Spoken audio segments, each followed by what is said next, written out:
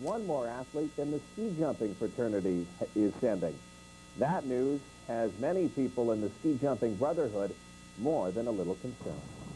Canadian ski jumping has a rich history, highlighted by Steve Collins, Horst Bulow, and Ron Richards' international success in the 1980s. Since that time, Canada has struggled internationally, and for the first time ever, it appears there will not be a Canadian jumper at the Olympics. The reasons for this decline are numerous, but many agree that the main cause of all of this turbulence is mismanagement.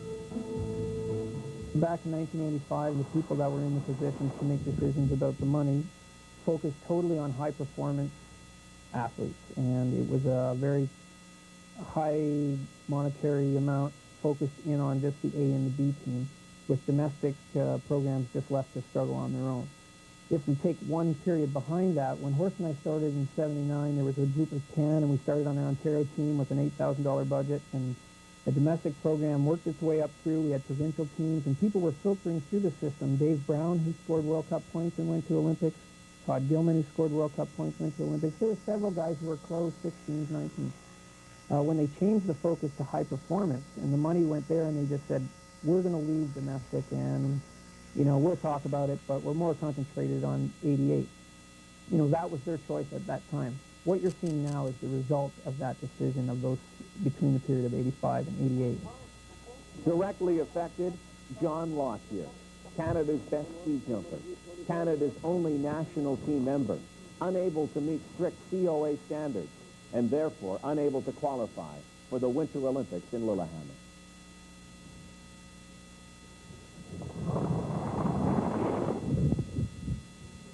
Right now, John sits at the end of his qualification period after 2 years, and he hasn't made any of the qualifications in the contract that was signed between the CS ski jumping and the COA. So what we move on to is our next point of attack, which is there's a policy that we can ask for John to be nominated to the team, and we have to follow that up with specific stats and reasons why we believe he should go to the Olympics. So that's our process right now, and we're in the midst of doing that right now. I spent so much time now competing and not enough time training just because I was so close to making these qualifications that we didn't want to get out of these, we didn't want to miss competitions because we figured, yeah, next time it's going to happen for sure. You know, I can't have bad luck 2 days in a row. And it just kept on getting worse and worse and digging myself into a hole, and then every year it comes back to the same thing. We come back to Canada after the second part of the World Cup, jump in the Canadian Championships. There's a lot of support, a lot of confidence building, a lot of motivation. Then we go back on the tour after, and you know, we jump so much better. So I think in the last 4 years, there hasn't been a time where I haven't been chasing qualifications, and it's really put a damper on my training and on the program that needs to be made to produce good jumping in the long run. Why we believe John should go is that the format of the World Cup has changed so much with the qualifying to get into the competitions now, and with the Olympic event guaranteeing John 2 jumps in a competition. We believe that John's abilities to perform and be under the top half of the field at Olympics, if he's given that chance to compete in the old format of the World Cup and the Olympic format, which is guaranteed 2 jumps.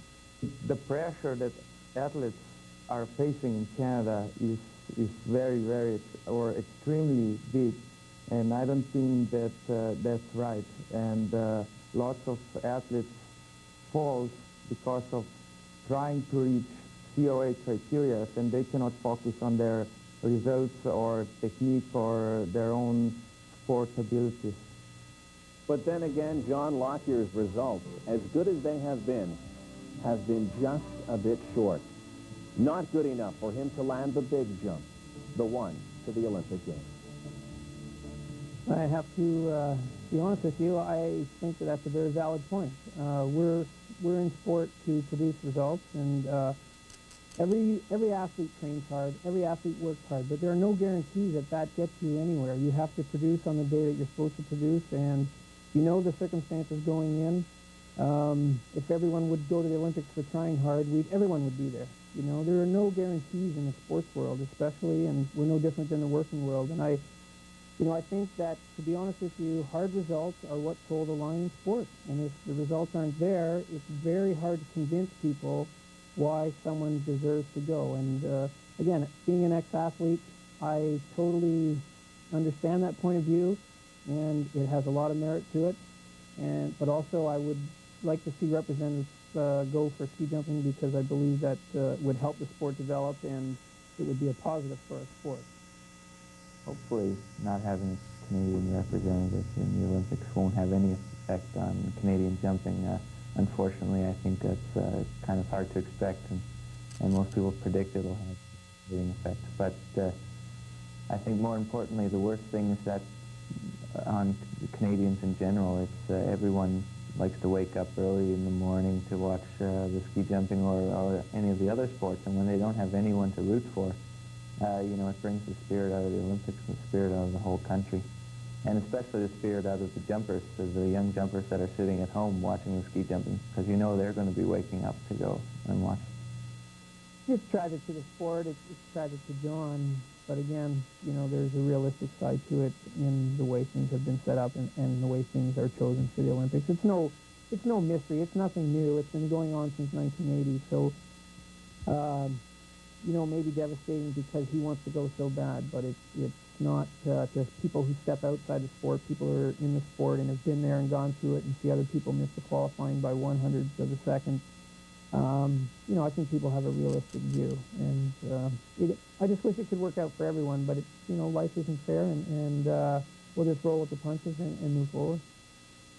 Past performance has very little to do with the potential or the future, and it's very possible, you know, if you're on the World Cup circuit, you have one day and you come last, and the next day you can win.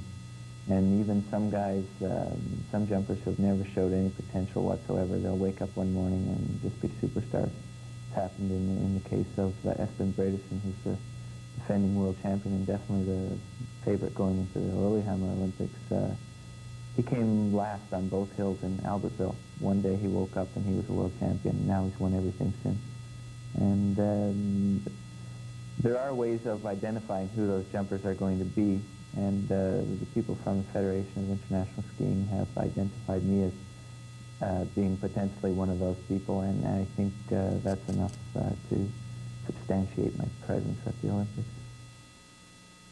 Too bad for John Lockyer. He has appealed to the COA Selection Committee, and his appeal, along with 4 other Canadian athletes, is being heard today in Quebec City. It's not often.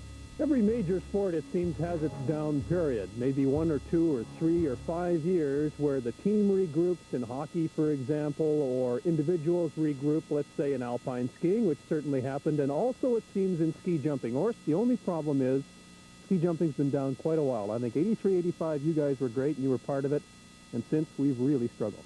The struggle is continuing. We've got one major competitor, and that's John Lockyer. The development in behind is really, it's still struggling. Where do we go? That's the big question. I think that we've got to focus to the young guys, and that's maybe the 10, 11, 12-year-olds. And the fellows they have now, you know, continue to work with them as best we can, and see if we can produce a couple of good jumpers out of them. And John Lockyer's situation, while he is the best in Canada right now, he is a world-class athlete. However, it's really tough for a man all alone to compete. Who does he look up to, or who does he have pushing him? He doesn't really have anybody pushing him. So for John to be a #1 or a strong competitor on the World Cup circuit, it's very difficult for him just to be a lone man. One of the cameramen here suggested that it was from worst to worst. And really, I guess that's true. It's a good line, and I hope he doesn't mind me borrowing it. Hope you don't mind, Mike. But that's a fact. And what are the reasons for it? It's hard to pinpoint the exact reason. I think maybe a little too much money was focused on the national team during the mid-'80s. The big focus was obviously Calgary. Lots of funding from the federal government, Sport Canada. The Olympics in Canada was a big issue, and there was a lot of money available, and it was all poured so that the Canadians could have their best Olympic ever, being in their home country. And so it should be. However, ski jumping I think they could have funneled a little bit more money down to the domestic programs. But what is done, and we just can't dwell on that, and they've got to move on, and what they really have to focus on are the youngsters. They've got to focus on, like I said, the 10 and 11, 12-year-old kids, and try to get more development hills in the country, get the summer facilities going throughout the country. If you want to be a #1 nation in the sport, you have to compete all year round, and you have to have good coaching, quality coaching, coaches that can communicate with their athletes properly, and that's very, very important. Why hasn't Calgary helped? You'd think that the legacy of, first of all, having the facility there should have helped some, but it seems as though it hasn't helped a great deal. And then people haven't picked up on what happened during the Olympics in ski jumping. Calgary it's a question everybody's asking. Why? The jumps are basically in the city. They're just out on the outskirts. Population of 600,000 plus with the surrounding. You'd think you'd be able to draw a good number of ski jumpers and start something there, but it has been a bit of a struggle for Calgary. The reasons we don't really know. Well, we're up to speed with this competition. We're through 90 meters. As you've seen, John Lockyer won that competition. Now he's after the 120 victory, and we'll continue with that in a bit. It's running.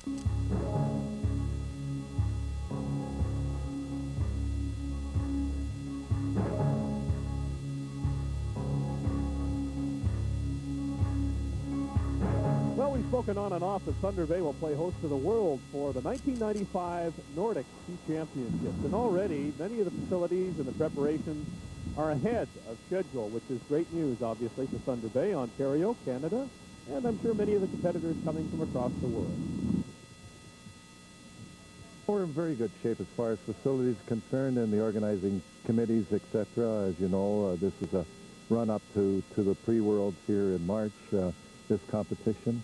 The facilities are 90% complete. The overall competition committees, etc., are in good shape, and we're quite pleased with the progress we've made so far. I guess you're watching very carefully the progress of the Canadians. Does it concern you that we may not, at this point, have a Canadian going to Lillehammer? It concerns me because we think that, our sport deserves better, but as you know, this is not in our hands. It's in the Canadian Olympic Association's hands, and they're examining it in Calgary on the 22nd and 23rd of January. We hope that they'll look at it from the point of view that Canada is hosting the World Championships here in 1995, and it needs a representation in Lillehammer just for the overall publicity of the event here in Thunder Bay. But we will leave that up to them, and we're trying very hard to make sure that John Lockyer is in Lillehammer and is a part of the program there. So in a quiet way, you're lobbying for John, are you? In a quiet way, that's really the right way to do it, is look at dealing with a committee that has to make decisions, and we're dealing with the people concerned, and we hope that we're persuasive enough to make sure that John is in Lillehammer. I understand there was a concern that this would be a bare-bones event. Well, the description of bare bones is an interesting description, and that depends on the eye of the beholder. We will certainly put on an event here that is attractive to everybody and who's involved in the championship, and attractive to this community, attractive to Canada, and attractive to the rest of the world. That's our mandate, and we will do that. Two of the finest ski jumping hills in the world, in my opinion, and they will be a fine host for the 1995 World Games. Men's 120 meters.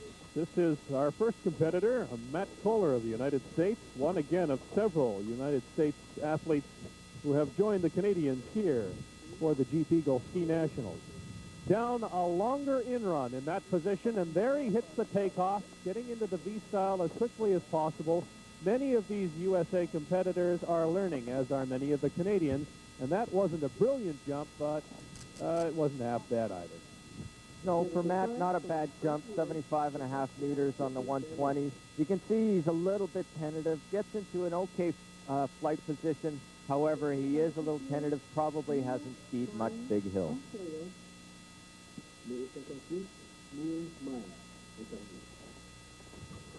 This is our first Canadian in the 120 meters from Winnipeg, Manitoba. Now skis out of Thunder Bay. This is Neil Mines, who was promoted to the national team in October. Looking for a good result here in the 120.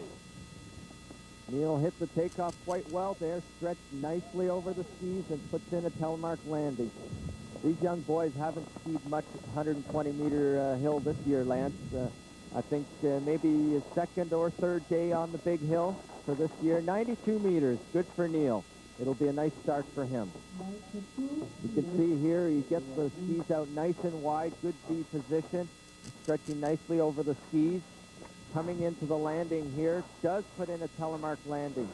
Good first jump for Neil. Ottawa's Rennie Watt began ski jumping at the age of 12 after watching the Olympics in Calgary in 1988. He said the happiest day of his life was when his father took him to Lake Placid in the U.S. to watch the Canadian national team train for jumps like this one. Not bad for Rennie Watt. Rennie's first jump, not too bad. It's going to be in around the 90-meter mark. Once again, Rennie is coming back from orthoscopic surgery. 91 meters, yes it was. We'll be able to see in a second here, yes, Rennie is pulling nicely over the skis, and he's formed a nice airfoil. With the amount of jumps he's had on the 120-meter hill this year, good start for Rennie. A bundled up Jeremy Lindstrom of the United States gives us an opportunity to talk a little bit about style, because Jeremy's points won't really count towards a Canadian championship of any sort. The V-style was first used by Jan Boklov in 1985. Jeremy's trying to use one here, and he's having a bit of trouble with it. But it was first used then. Orst, I know you used, I believe, a wedge style, if I'm not mistaken. Why the difference in 1985? Why the skepticism when it first came out? Why is it so successful now? Well, the V-style basically has gotten the jumper into a quicker airfoil position, which creates more lift and obviously better distances, and it's using less speed in the in-run. So this really has helped in the V-style. Jason Cardass from Thunder Bay. First began skiing as a youngster, just at the age of 4. As we've mentioned, he's really sprouted physically, so let's see how he handles 120 meters from the takeoff to the K-point, where the hill begins to flatten out. Not bad for Jason Cardass, first of 2 jumps here at the 120. That was probably Jason's fifth or sixth jump of the year on the 120-meter hill. We can see he came a little high with the upper body, and now he gets into a pretty good airfoil position. However, with having such few jumps on a 120-meter hill, he's not really going to be a factor here today.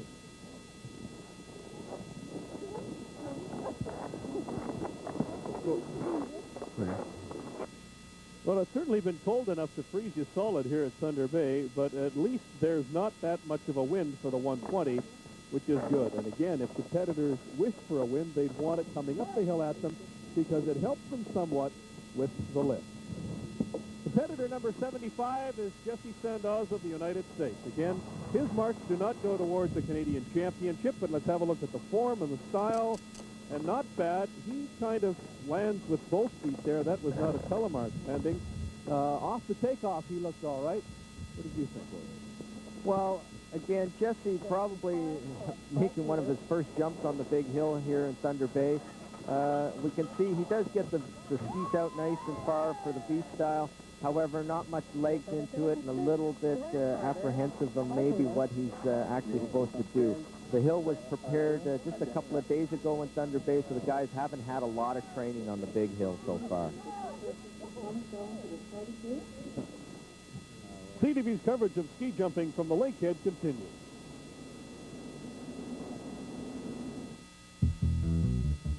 Wayne Gretzky knows the only great pizza is a fresh pizza.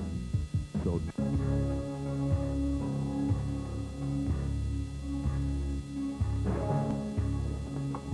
Grant Harder's hometown was once a hotbed for ski jumping, but today, Camrose, Alberta has only a handful of them, and Grant basically trains alone. First shot at the 120 meters. He's off the takeoff nicely, holding form, V-style, not bad, and neither is the landing. Nicely put there by Grant Harder of Camrose. Big first jump for Grant. 110.5 meters. He should be happy with that. Grant tells me he does like the big hill better, and it really shows here. He hit the takeoff well, and he's put himself into a nice air flight position, stretching well over those skis. And he does come in with a telemark landing, which is nice to see from Grant. He is a happy guy here.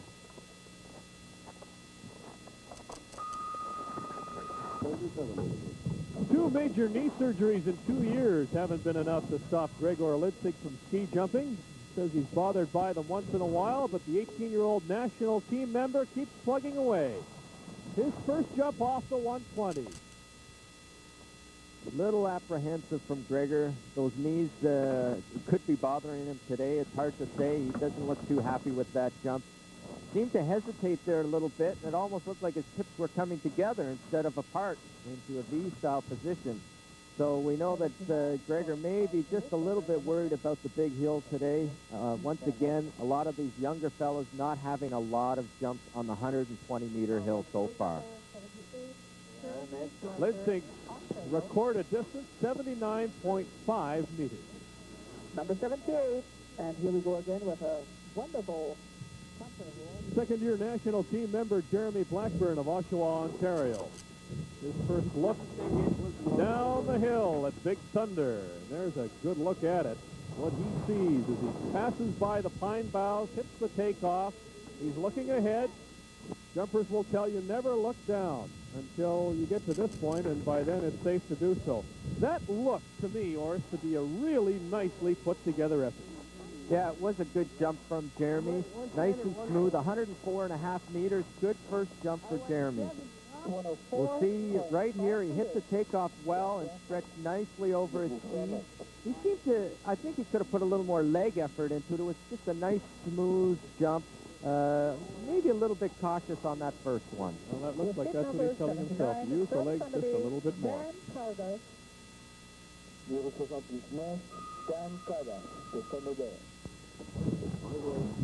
Daniel Cardass, one of two ski jumping Cardass boys on the national teams, A and B, and Daniel takes off, is in flight. Looks like he had a bit of trouble with that left ski, but he puts the landing in all right. Not a great distance for this one, who can do a little bit better.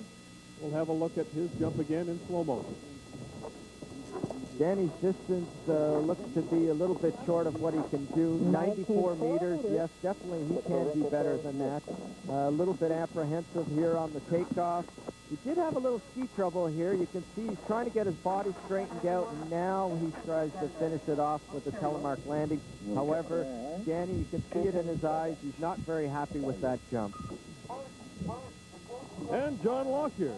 He was denied his Canadian championship in the 120 last year by Jeremy Begg, who was a Nordic combined skier, now overseas training in Scandinavia. Let's see how John does. First crack at 120, and nice distance for John Lockyer. Of course, he can really hold form well near the end of the hill, and that carries a lot of distance. There you see it, 118 meters. Pretty good first jump for John. He did struggle at the start here. We can see he's shifting with that right arm of his and trying to get into a better air flight position. Then he gets it together and does put in a good telemark landing for fairly high judges' points. Style points not bad for Lockyer. The 118 distance most important to John at this point. Well, John Lockyer is exactly where you'd expect him to be after one jump in the 120-meter competition. A good distance of 118. Easily the best. Grant Harder moving into second place, then Jeremy Blackburn some distance back, and Daniel Cardass. So Lockyer isn't quite a lock yet, but it's looking good as the second jump in the 120 meters is next.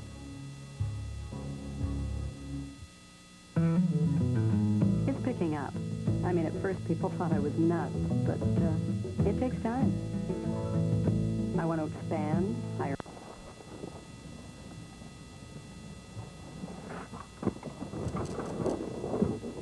Neil Mines bundles up and tucks his chin down inside that sweater and prepares for his second jump in the men's 120. His first jump, 92 meters even. He's looking to better that. form will have a lot to do with it. Oh, he's into the V-style nicely, well down the hill. He may have pulled out a little bit early, Horst. You tell me on the replay, but that is a much better jump for Neil Mines. Yes, indeed it was. Much better jump for Neil, and you can see he's a little happier with this one, waiting to see what the distance is. And 99.5 meters. Good jump for Neil. He should be happy with that final jump of his. We'll see here that he does hit the takeoff well, stretches good into a nice flight, skis nice and far apart, putting his body through that ski. And the telemark landing that he almost caught an edge on, but good jump for Neil. Rennie Watt of Ottawa, Ontario, one of the many junior-age competitors here at the Steep Eagle Ski Nationals, and Watt sitting second currently behind Neil Mines, has already taken his second jump. Here's Watt second. Watch for the form. Not bad, a little bit of chatter in the skis there as he drifts a little bit sideways, which is always unnerving to spectators. They're not sure exactly why, but it has to do with wind, and then lands the telemark and turns around and away. Style points shouldn't be bad. They aren't. 53.5. The distance is better. 92.5 and 124.3.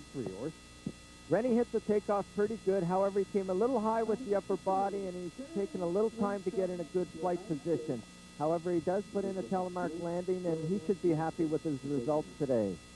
second overall at the moment for Rennie Watt. Jeremy Lindstrom of the United States first jumped 71 meters, a little bit weaker than most of the rest of the competition, but that's why he's here, to compete and to get better. One of the young Americans aboard, off the takeoff at 120, and there you see how much wind the competitors can get. And remember, there's not much wind. He's not at all pleased with that. He's reminding himself of things he can do better, and Horst can remind us what he did wrong. But boy, when you see that scarf flailing in the breeze like that, when they hit the takeoff, you realize that they are going up to 60 miles an hour. Yes, Jeremy, a little better jump, 76.5 meters, better than his first one, but he was a little unhappy with this. He could have done better. He gets himself into a pretty good flight position here, but he just pulls up a little bit early there, and he knows it. You can see he knew he could have went a little further on that jump. However, it's all a learning experience for some of these young jumpers. All decked out like Nash the Flash. This is Tom Nicola and his second jump. His first jump was 63.5. He can do better than that. Let's see how he pulls off this 120. Having a bit of trouble with the tips, and I think you see a bit of the inexperience. Remember, we're watching some of the juniors go down here now. And he pulls away and, again, looks back for the final result tallied up on the scoreboard here at Big Thunder. Well, we'll see that Tom's distance is a little better in his first one. Again, with such few jumps this year on the big hill, we can see he's trying to get a little more over the skis, not using the V style, using the traditional style. However, Tom does need a little more experience on the big hill and needs a little more work on the small hill first to get him up to the big hill. Jason Cardass of Thunder Bay in the junior competition here at the Ski Nationals. He was third after the first jump, so he's looking to at least maintain that, perhaps improve upon it a little bit. His second jump in the 120, nice form. He's holding that well and brings down a pretty good landing. It's not perfect, I suppose, unless they do it slowly and smoothly, but that's a nice result nonetheless for Jason Cardass. We're awaiting the distance.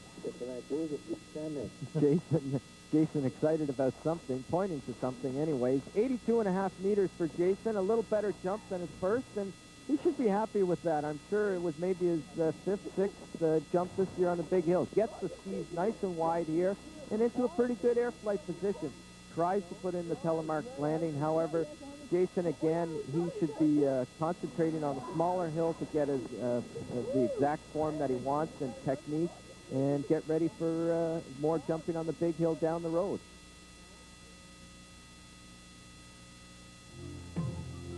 It's fun. It's easy. It's your year to learn how to ski.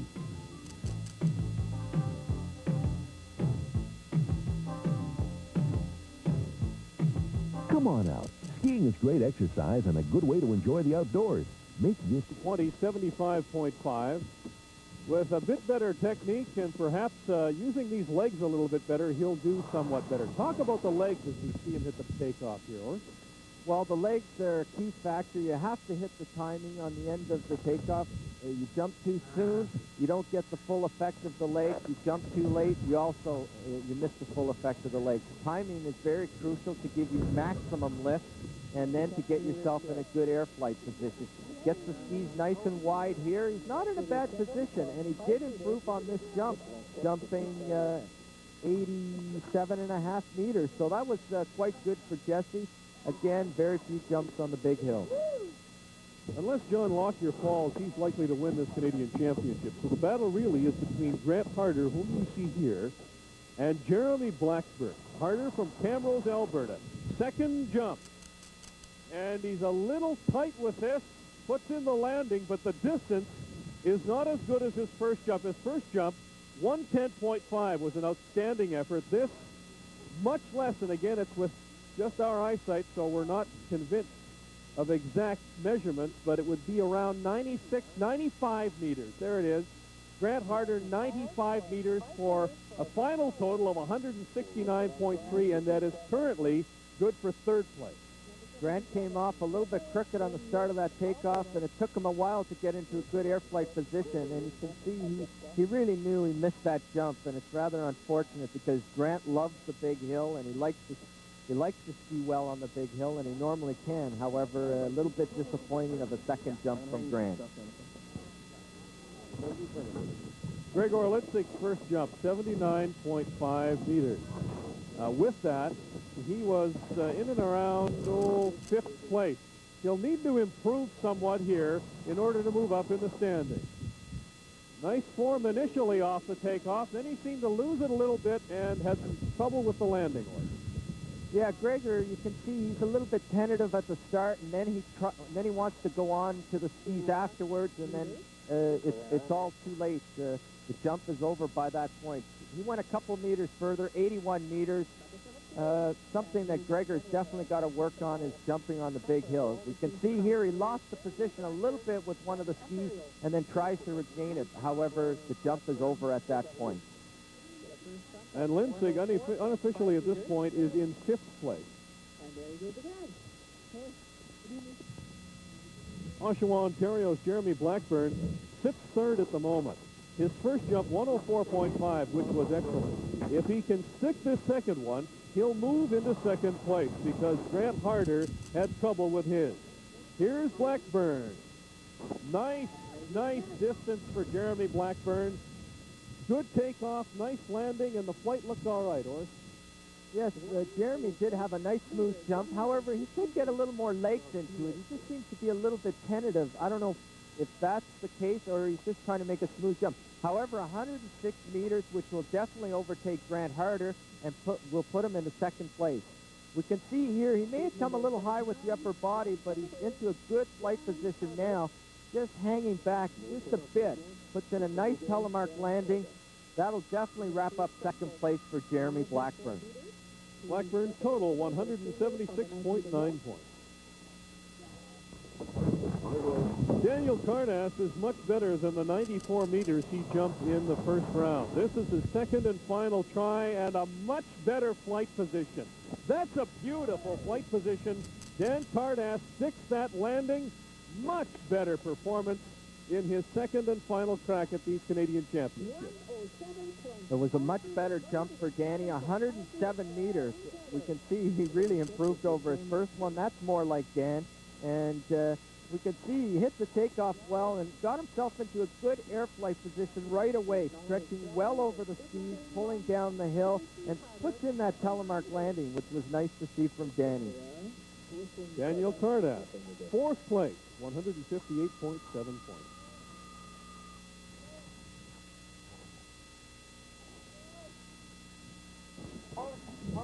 John Lockyer, second jump, and his final jump of this competition. Now, will it be the final important jump this year for John Lockyer? That is yet to be determined. Here he goes, off the takeoff. Nice form, using those hands to maintain balance and as an airfoil, and a beautiful landing for John Lockyer, and that's got to be a better jump than the first one. John really nailed that jump. He hit the takeoff right on the button. You can see how excited he is. 126.5 meters. That's 2.5 meters off the hill record. Boy, did he nail it here. You can see it was so smooth. There was a little break right at the start. He might have got a few more meters out of this jump, but leaning well over his skis. And he actually puts in a telemark landing. He landed 6.5 meters over the critical point. Great, great jump for John, and you can see how happy he is. When you land 6.5 meters over the critical point, the hill has begun to flatten out. The landing is that much more dangerous. And he did a magnificent job of bringing it all down. Well, we knew going in that John Lockyer was going to be the story for any number of different reasons. One, of course, he was the defending Canadian champion in the 90 meters. He had been a Canadian champion in the 120 until last year when Jeremy Bake stole it. Well, Lockyer's got it back. Now the question for John, of course, as we've mentioned all throughout this broadcast, becomes, will he make the Olympic team? There you have it. John Lockyer first and well ahead of the rest of the competition. He's the only world-class ski jumper Canada has at this point. Jeremy Blackburn certainly would like to be in another year or two. Grant Harder in there and Daniel Cardass. They round out the top four. Слова понятные во всем мире.